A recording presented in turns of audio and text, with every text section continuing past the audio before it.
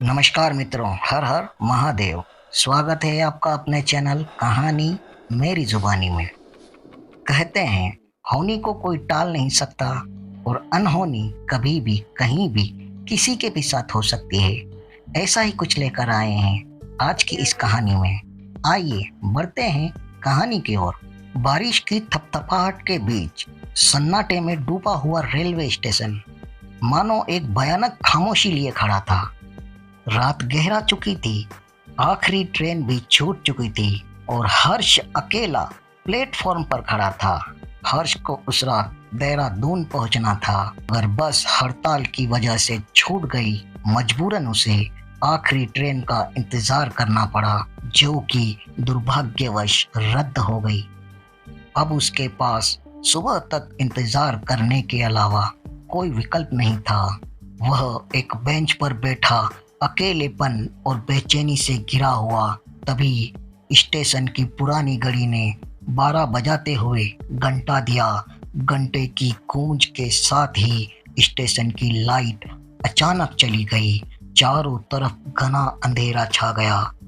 हवा में एक अजीब सी ठंडक घुसी, मानो कोई उसे देख रहा हो।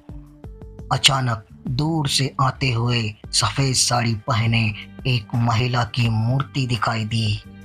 वह धीरे धीरे हर्ष की तरफ बढ़ रही थी। अंधेरे में उसका चेहरा साफ नहीं दिख रहा था, लेकिन उसके लंबे बाल हवा में लहरा रहे थे। डर के मारे हर्ष हिल भी नहीं पा रहा था। महिला उसके बिल्कुल सामने आकर खड़ी हो गई और धीमी सी आवाज में बोली, आपको भी देहरादून जाना है?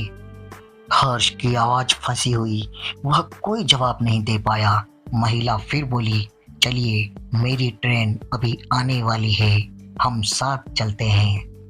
अंधेरे में डर के साये में हर्ष को लगा शायद कोई मदद मिल गई। वह महिला के पीछे चलने लगा। वे दोनों स्टेशन के एक सुनसान हिस्से में पहुंचे, जहां जंग लगी पटरियां खत्म होती थी। अचानक महिला रुक गई और मुड़कर हर्ष की तरफ देखने लगी। स्टेशन की एक टूटी हुई खिड़की से चांद की रोशनी पड़ने लगी, जिसने महिला का चेहरा रोशन कर दिया। हर्ष की चीख निकल गई। महिला का चेहरा खून से लथपथ था। उसकी एक आंख बाहर निकली हुई थी। उसके होठों पर एक खौफनाक मुस्कान थी। पहले से भी ज्यादा तेज हवा चलने लगी, मानो कोई चीख रहा हो। हर्ष भागने लगा, पर वह जमीन से जकड़ा हुआ था। महिला धीरे धीरे उसके पास आने लगी। तभी स्टेशन की दूर से आती हुई ट्रेन की सीटी सुनाई दी। महिला रुक गई और गुस्से में चिल्लाई, अभी मेरा समय नहीं आया, और वह धुएं के गुबार में गायब हो गई। ट्रेन स्टेशन पर आकर रुकी। हर्ष लपक कर उसमें चढ़ गया और सुबह देहरादून पहुंचकर हर्ष ने उस स्टेशन के बारे में पूछताछ की। किसी को भी उस महिला या रात की ट्रेन के रद्द होने के बारे में कोई जानकारी नहीं थी।